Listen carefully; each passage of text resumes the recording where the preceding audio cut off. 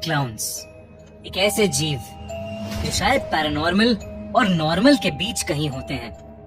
कई लोगों को भूत प्रेत और आत्माओं से शायद इतना डर नहीं लगता जितना एक क्लाउन से लगता है। ये कहानी भी ऐसे ही एक क्लाउन की है जिसका कहर एक छोटे से शहर बैरक टाउन में कुछ ऐसा फैला कि वहां के लोगों ने घर से बाहर निकलना ही बंद कर दिया।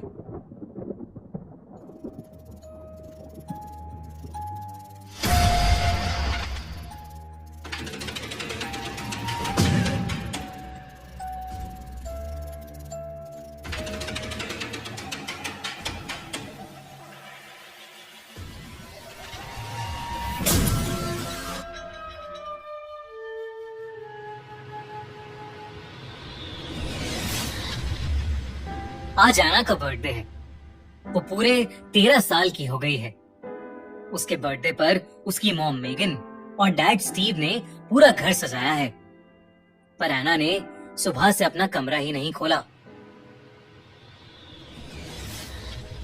एना, ओपन द डोर बेटा। देखो, तुम्हारे पापा और मैंने तुम्हारे बर्थडे के लिए पूरा घर डेकोरेट किया है। एना, जिद नहीं करते, जल्दी से बाहर आओ। अब अपनी मॉम को परेशान मत करो। मेगन और स्टीव के कई बार बुलाने पर भी कोई जवाब नहीं आया। अंदर से बस सिसकियों की आवाज आ रही थी। वो आवाज सुनकर एना के पेरेंट्स थोड़े परेशान हो गए। उन्होंने फिर से एक बार एना को दरवाजा खोलने के लिए कहा, तो एना उन पर चिल्ला पड़ी, बस करो, प्लीज बस करो। पर एना बेटा, क्या हुआ? जो कुछ भी हुआ है तुम दोनों की वजह से हुआ है। अब मैं जहाँ पहुँच गई हूँ वहाँ से वापस नहीं आ सकती। मुझे अकेला छोड़ दो, जाओ। एना अपने घर वालों पर चिल्लाते चिल्लाते रो पड़ी। उसके बेड पर उसके पास ही एक डॉल पड़ी थी, एक क्लाउन की डॉल। उसने उस डॉल को उठाया और रोते रोते गले से लगा लिया। लेकिन आज जो हो रहा था वो पहली बार नहीं था। एना वैसे तो बहुत ही हंसमुख और खुश मिजाज किस्म की लड़की थी, पर करीब 3 महीने पहले जब उसे पार्क में खेलते हुए वो क्लाउन डॉल मिली थी, तब से वो दिन ब दिन अजीब होती जा रही थी। लोगों से ठीक से बात ना करना, अपने पेरेंट्स पर चिल्लाना और अपने रूम में घंटों घंटों तक खुद को लॉक कर देना। एना ने अपने सभी दोस्तों से बात करना भी छोड़ दिया था। वो बस पूरे टाइम अपनी क्लाउन डॉल से ही खेलती रहती थी। पहले तो एना के पेरेंट्स को लगा कि शायद बच्चों के अंदर टीनेज की उम्र में ऐसे बिहेवियर चेंजेस या बदलाव आते ही हैं। लेकिन अब सिचुएशन थोड़ी ज्यादा आगे बढ़ रही थी। एना के ऐसे बुरी तरह चिल्लाने के बाद एना की मॉम मेघन के भी आंसू आ गए थे।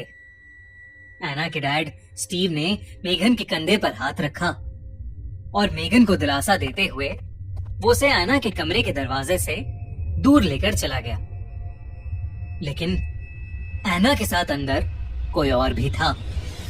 वो क्लाउन डॉल अब एना के पास नहीं थी, बल्कि एना के पास खुद एक क्लाउन बैठा था जो एना के आंसू पोंछ रहा था।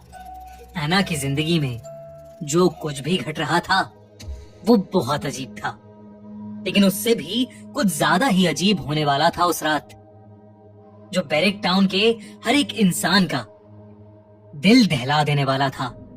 रॉबिन, एक टीनेजर, अपने दोस्तों के साथ हैंग आउट करके वापस घर लौट रहा था। शाम का समय था और मौसम थोड़ा बिगड़ने लगा था। एकदम से बादल गरजने लगे और आसमान में अंधेरा छा गया। जोरों की एक बिजली कड़की और बहुत तेज बारिश शुरू हो गई। रॉबिन को अब अपनी बाइसिकल चलाने में बहुत दिक्कत हो रही थी, पर वो किसी तरह आगे बढ़ता जा रहा था। लेकिन आगे बढ़ते हुए अचानक से उसके सामने कोई आ गया। कोई अपने हाथ में बड़े सारे गुब्बारे लिए रोड के ठीक सामने खड़ा हो गया था। वो कौन था पता ही नहीं चल पा रहा था, क्योंकि उसका चेहरा गुब्बारों के पीछे ढका हुआ था। रॉबिन को कड़कती बिजली और बारिश में कुछ भी ठीक से नहीं दिख रहा था। ताकि वो उस इंसान से टकरा न जाए। इसलिए उसने जल्दी से अपनी बाइसिकल का हैंडल मोड़ा और उसके हैंडल मोड़ते ही उसकी बाइसिकल रोड पर फिसल गई और रॉबिन धम से जमीन पर नीचे गिर पड़ा। गिरने की वजह से उसके पैर में चोट लग गई थी। रॉबिन नीचे जमीन पर गिरा हुआ था और जब उसने आसपास उस इंसान को देखने की कोशिश की जिसका चेहरा गुब्बारों के पीछे छुपा हुआ था, तो वो इंसान दूर दूर तक कहीं नहीं था। फिर अचानक बिजली कड़की और वो आदमी रॉबिन के ठीक सामने आ गया। Hello, surprise surprise. रॉबिन के सामने कोई और नहीं बल्कि एक भयानक दिखने वाला क्लाउन खड़ा था, जिसे देखते ही रॉबिन कांप उठा। लेकिन इससे पहले कि वो कुछ कर पाता या कुछ कह पाता,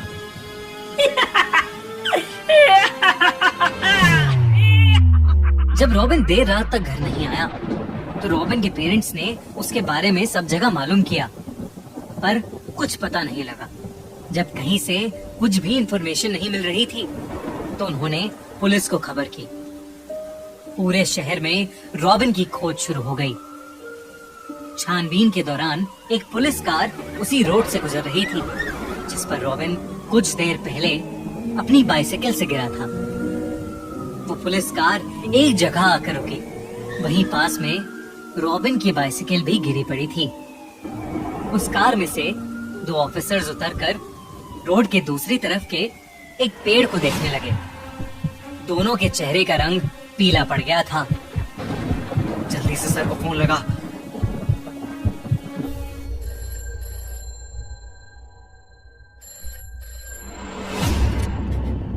सर। हाँ बोलो। सर, यहाँ पर बहुत बड़ी प्रॉब्लम हो गई है। किसी ने उस बच्चे रॉबिन को मारकर पेड़ पर लटका दिया है। What? सर, आप जल्दी आ जाइए। रॉबिन मर चुका था। उसकी गर्दन से अब भी वही गुब्बारे लटके हुए थे जिसे वो क्लाउन अपने हाथ में लेकर घूम रहा था। एक और चौंका देने वाली बात ये थी कि रॉबिन के पूरे चेहरे पर एक क्लाउन का मेकअप लगा हुआ था।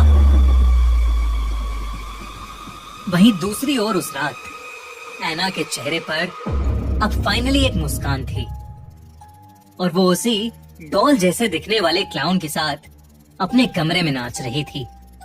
रॉबिन की मौत से पूरा बैरेक टाउन कांप उठा था, लेकिन किसे पता था कि रॉबिन की मौत तो बस एक शुरुआत थी।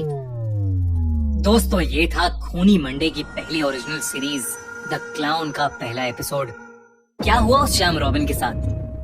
कौन है वो क्लाउन और क्या सच में उसी क्लाउन ने रॉबिन को मारा है या इसके पीछे कुछ और राज है? एना को भी एक अजीब सा क्लाउन दिख रहा है। क्या वो मेंटली अनस्टेबल हो गई है और हेलुसिनेट कर रही है या उस क्लाउन डॉल में कुछ पैरानॉर्मल छुपा है? ये सब जानने के लिए चेक आउट द क्लाउन का दूसरा एपिसोड। और गाइज, अगर ये एपिसोड पसंद आया है तो इस वीडियो को लाइक करो, सब लोगों से शेयर करो और कमेंट्स में हमें बताओ कि आपको इस एपिसोड में सबसे अच्छी चीज क्या लगी।